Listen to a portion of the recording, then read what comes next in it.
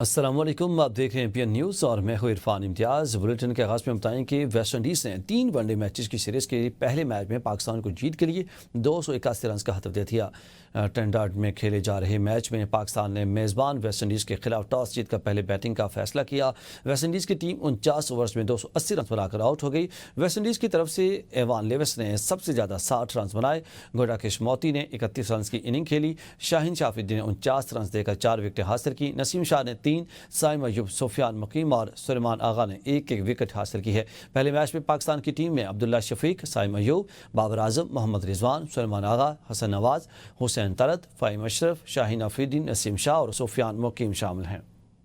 امریکی صدر Donald Trump نے آذربائیجان اور ارمینیا کے درمیان امن معاہدہ کرا دیا۔ وائٹ ہاؤس میں صدر ٹرمپ کی موجودگی میں آذربائیجان کے صدر اور ارمینیا کے وزیر اعظم نے مکمل جنگ بندی کے معاہدے پر دستخط کیے۔ آذربائیجان اور ارمینیا کے سربراہان نے ٹرمپ کو نوبیل امن انعام کے لیے بھی نامزد کر دیا۔ صدر ٹرمپ نے کہا کہ دونوں ممالک تجارت اور معیشت کو ترجیح دیں گے۔ آذربائیجان کے ساتھ فوجی تعاون پر عائد پابندیوں کو ہٹا رہے ہیں۔ دونوں ممالک بڑی جنگ کی طرف جا رہے تھے۔ میں نے دونوں ممالک سے کہا کہ لڑائی نہیں، تجارت کرو، جنگیں نہیں، امن اور تجارت چاہتے ہیں۔ ٹرمپ نے ایک بار پھر پاک بھارت جنگ پر بات کرتے ہوئے کہا کہ میں نے پاکستان اور بھارت کے درمیان جنگ رکوائی۔ مزید کہا کہ میری کوشش ہے کہ روس یوکرین جنگ جلد ختم ہو۔ روسی صدر پوٹن سے جلد ملاقات کروں گا۔ وزیراعظم شہباز شریف کا اسرائیلی کابینہ کے فیصلے پر شدید رد عمل۔ وزیراعظم شہباز شریف نے غزہ پر غیر قانونی اور ناجائز قبضے کے منصوبے کی شدید مذمت کرتے ہوئے کہا کہ اسرائیلی فوجی کارروائیوں کی یہ توسیع پہلے سے جاری انسانی بحران کو مزید سنگین بنا دے گی۔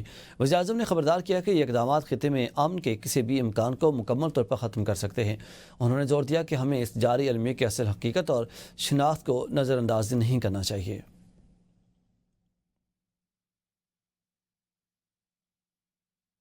بین الاقوامی منظرنامے سے خبر دیں، غزہ کی صورتحال پر اقوام متحدہ کی سلامتی کونسل کا ہنگامی اجلاس طلب کر لیا گیا ہے۔ عرب میڈیا کے مطابق یو این سلامتی کونسل کا اجلاس ہفتے کو ہوگا۔ سلامتی کونسل کا اجلاس طلب کرنے کی درخواست 15 میں سے 14 رکن ممالک نے دی، اور دوسری جانب امریکہ نے یو این سلامتی کونسل اجلاس بلانے کی مخالفت کر دی ہے۔ خبری ایجنسی کے مطابق اسرائیل کی تازہ بم باری سے امداد کے منتظر 11 فلسطینیوں سمیت 36 فلسطینی شہید ہو گئے۔ غزہ محکمہ صحت کے مطابق 24 گھنٹوں میں بھوک سے مزید 4 فلسطینی شہید ہوئے۔ بھوک سے مرنے والے فلسطینیوں کی تعداد 201 ہو گئی ہے۔ غزہ میں امدادی ڈبے کے نیچے آ کر ایک بچہ بھی شدید زخمی ہو گیا۔ زائرین کا مسئلہ افہام و تفہیم سے حل کیا جائے گا، زمینی راستہ بند نہیں رہ سکتا۔ گورنر سندھ کامران ٹیسوری نے MWM کے رہنماؤں کے ہمراہ میڈیا سے گفتگو کرتے ہوئے کامران ٹیسوری نے کہا کہ آج علامہ راجہ ناصر عباس سے ٹیلی فون پر بات ہوئی اور ان کا ایک ہی مطالبہ تھا کہ زمینی راستہ کھولا جائے۔ گورنر سندھ نے کہا کہ آج انیس قائم خانی کے ہمراہ علماء کرام کے پاس آئے ہیں تاکہ باہمی مشورے سے مسئلے کا حل نکالا جا سکے۔ ہم نے کل بھی 4 گھنٹے بیٹھ کر مشاورت کی اور کہ راستہ کوئی بند نہیں کر سکتا۔ وزیراعظم شہباز شریف اور وفاق کے وزیر داخلہ سے بھی اس معاملے پر گفتگو ہو چکی ہے، جبکہ ہوائی سفر اور پاسپورٹ کے معاملات پر کام شروع ہو چکا ہے۔ زمینی راستہ سیکورٹی وجوہات کی بنیاد پر عارضی طور پر بند کیا گیا۔ سیکورٹی اقدامات کے تحت فلائٹ کی بحالی اور دیگر انتظامات کے لیے خصوصی کمیٹی تشکیل دے دی گئی ہے تاکہ زائرین کو بہتر سہولیات فراہم کی جا سکیں۔ پولیس نے ابتدائی تحقیقات مکمل کرنے کے بعد پاکستانی کرکٹر حیدر علی کا موبائل فون واپس کر دیا۔ تحقیقات کے دوران پولیس نے ان کے موبائل فون کا مکمل ڈیٹا اور ریکارڈ چیک کیا۔ ذرائع کا کہنا ہے کہ حیدر علی نے پولیس انٹرویو میں زیادہ تر سوالات پر نو کمنٹس کا جواب دیا۔ پاکستان کرکٹ بورڈ نے برطانیہ میں پاکستانی ہائی کمیشن کی مدد سے حیدر علی کو پرائیویٹ وکیل فراہم کیا۔ حیدر علی آئندہ 2 ہفتوں بعد دوبارہ پولیس تحقیقات کے لیے پیش ہوں گے۔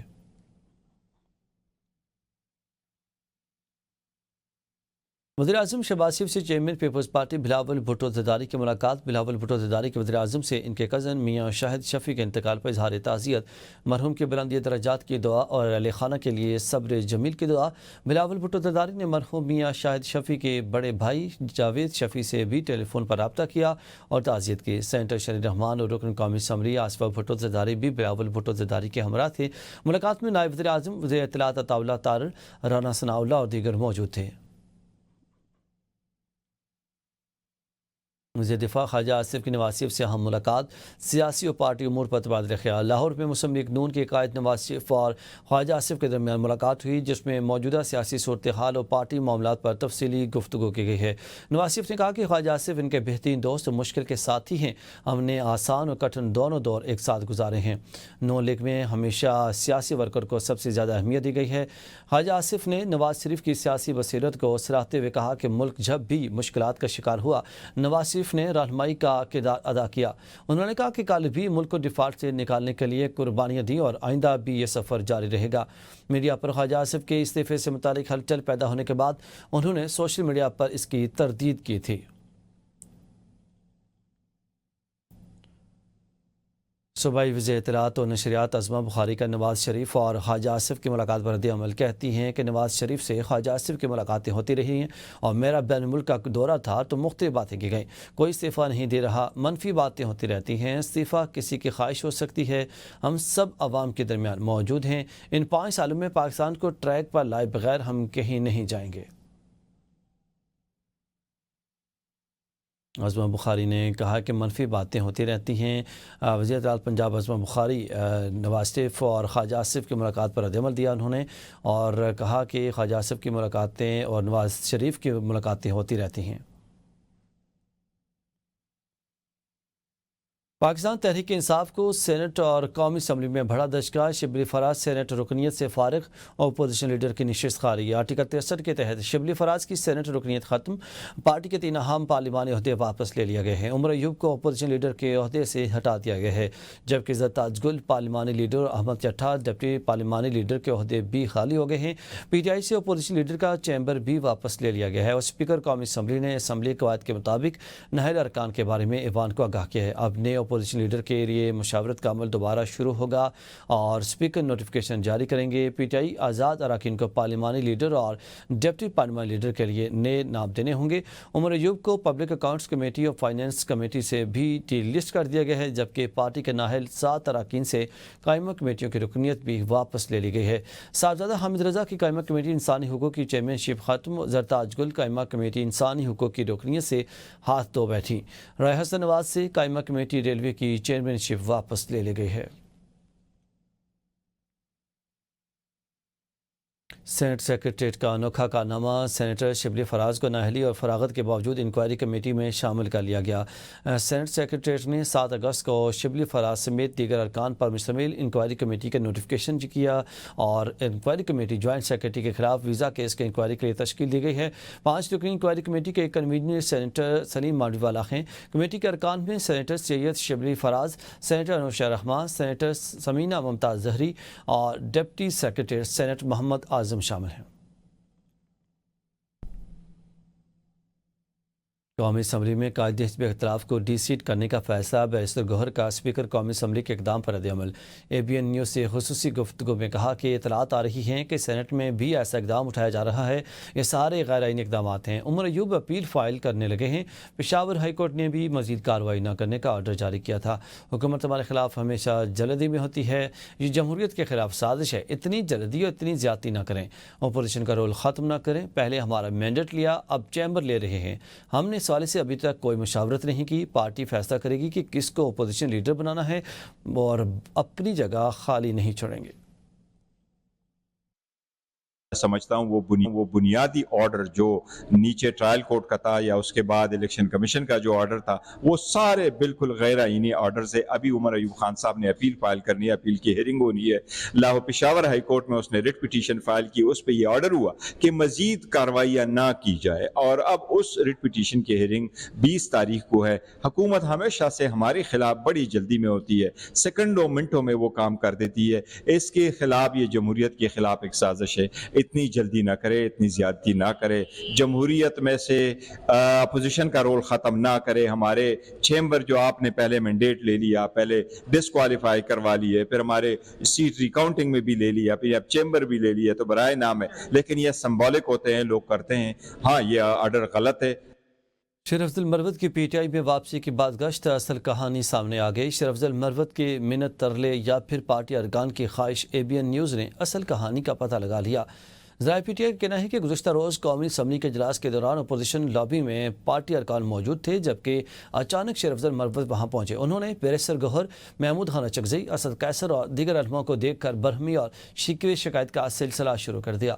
شیر افضل مروت نے کہا کہ میں نے پارٹی کے لیے بہت قربانیاں دی ہیں، میرا گھر گرایا گیا، مجھ پر 57 مقدمات درج کیے گئے، کاروبار تباہ کر دیا گیا، میری ذات پر کیچڑ اچھالا گیا، مجھے ٹاؤٹ اور ایجنٹ تک کہا گیا۔ ذرائع کے مطابق پارٹی رہنماؤں نے مروت کی شکایات سن کر صرف سرسری تسلی دی۔ اس دوران پارلیمانی پارٹی کا کوئی باضابطہ اجلاس نہیں ہوا اور گزشتہ روز کے اجلاس میں بھی اس معاملے پر کوئی رسمی بات نہیں کی گئی۔ ناظرین، علیمہ خان نے کہا ہے کہ کورٹ میں ہمارے خلاف کئی کیسز ہیں، یہاں ہماری ضمانت نہیں ہوگی، قتل کیس میں میرے وارنٹ گرفتاری نکالے گئے ہیں، جب گرفتاری کرنا ہوگی یہ کر لیں گے، یہ سب ناجائز کیسز ہیں۔ میرا جرم یہ ہے کہ میں بانی پی ٹی آئی کا میسج عوام میں لاتی ہوں۔ کیا بانی پی ٹی آئی کا پیغام باہر لانا جرم ہے؟ ہم کبھی پنڈی، لاہور کیسز میں جا رہے ہیں، جرم نہیں تو ہم انصاف دیں، جرم ہے تو سزا دے دیں۔ وہ انسداد دہشت گردی عدالت کے باہر میڈیا سے گفتگو کر رہی تھی۔ وزیراعظم محمد شہباز شریف نے وزارت انفارمیشن ٹیکنالوجی کی گزشتہ برس 3.8 ارب ڈالر کے برآمدات کے ہدف کے حصول کو سراہتے ہوئے آئندہ برسوں میں آئی ٹی برآمدات کو 30 ارب ڈالر تک پہنچانے کا ہدف مقرر کر دیا۔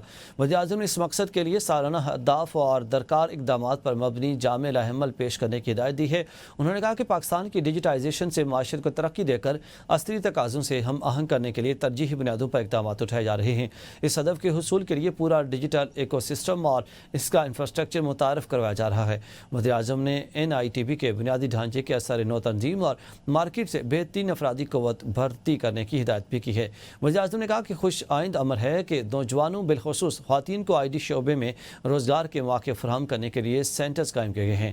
یہ آفس کے نفاذ سے سرکاری دفاتر میں پیپر لیس گورننس کے ذریعے وقت اور وسائل کی بچت ہو رہی ہے، جبکہ ڈیجیٹل یوتھ ہب سے ہزاروں نوجوان باعزت روزگار حاصل کر رہے ہیں۔